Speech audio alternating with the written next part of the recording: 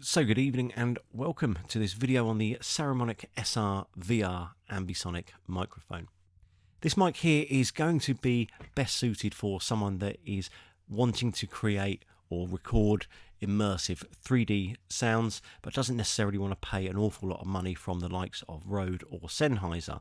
Now this Saramonic mic we can get from the official Saramonic store for under £100, but just because it's under £100 doesn't mean to say that it's complete junk, because it's actually quite the opposite. First of all, you get a really solid premium build. It is all metal from top to bottom, and it does have quite a good weight to it. Just feeling it and moving it around in the hand, you definitely wouldn't think that you're holding a sub £100 microphone. You would think it is much more premium than that. So let's have a quick look at the mic capsules, which we can see there. We have 4 cardioid capsules in a tetrahedral array. Now these capsules I don't know the exact specifics for, i.e. the Selfnoise. I have emailed Saramonic. They've not yet got back to me, but from listening to these on my Tascam X8, I would probably hazard a guess that they're going to be sitting around somewhere like -14 dBA or thereabouts. I haven't had any issues with too much Selfnoise coming through on the recordings, and I generally do fairly quiet recordings in woodlands and places like that.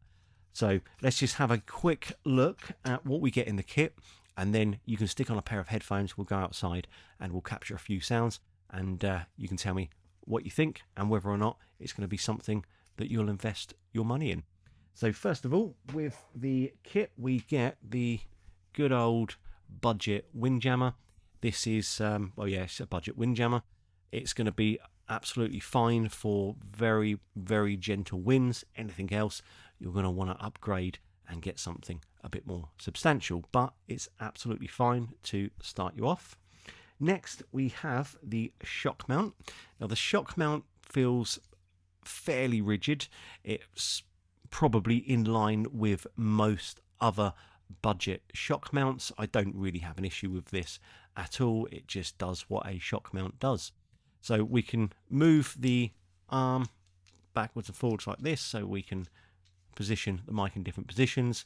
Then we have our pre-installed bands, front and back. You do get an extra 4 just in case you break or lose these ones. And then underneath there we have a 1/4 inch thread for your tripods. Next we have the cables. Now these cables, initially I thought they were very, very cheap and cheerful, but I have since found out that the Sennheiser Ambio VR mic use exactly the same cables as these, so that to me is somewhat reassuring. However, I will just point out that with these type of XLRs, if you push them in too far into your XLR port, you can find that they do become stuck quite easily, and I have ruined an old Tascam DR100 Mark III in the same type of way. So if you do put these in, do not just kind of jam them in there. Do put them in just enough so you don't get them stuck, because I'm pretty sure if you do put them in too far, they will get stuck. So just a little note there.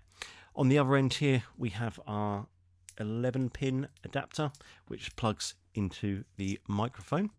Then we have a extension cable. This will give us another meter of cable, so if you do need a little bit more flexibility with reach and that type of thing, you can literally just plug one end into the mic, the other end into the XLRs, and away you go. You've got another meter of cable there.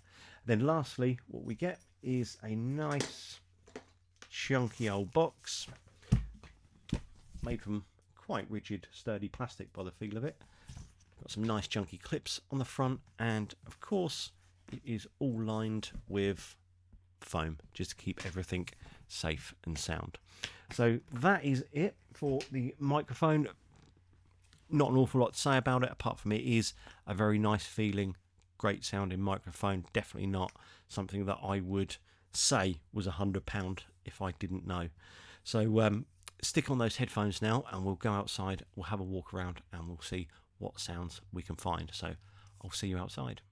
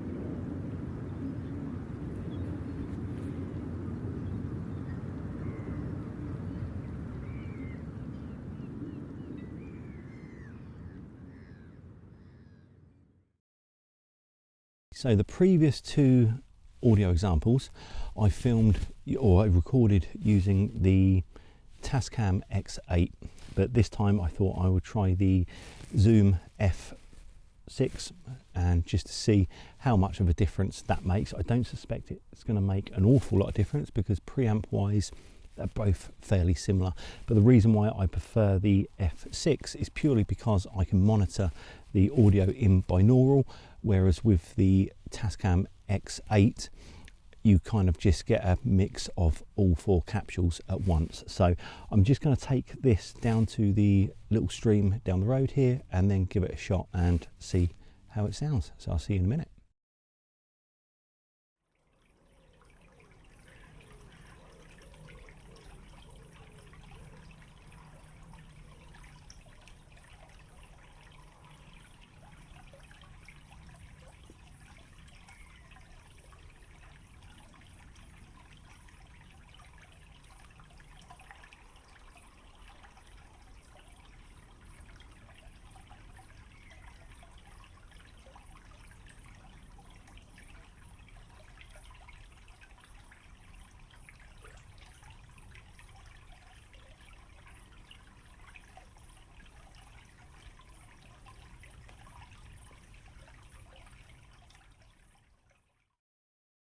So there we go, that's it. That was the Saramonic SR-VR Ambisonic mic. I've had quite a blast using this microphone. Actually, it's been loads and loads of fun, and I'm definitely going to use it again in the future. I haven't got any issues really to report on the microphone itself. It's surpassed my expectations, apart from those cables. Those cables definitely feel shoddy, and I don't think they're going to last the test of time, so I will look for an alternative cable to use in the future. Now, if you do want to process any Ambisonic A field recordings and you're not sure how, click on the video up the top here and we can walk through it step by step together. But until then, really appreciate you coming along and seeing what this Saramonic mic was all about. Don't forget you can get it from the official Saramonic store on AliExpress for under £100. So really appreciate you coming along, and I will see you in the next video. Ta-da for now.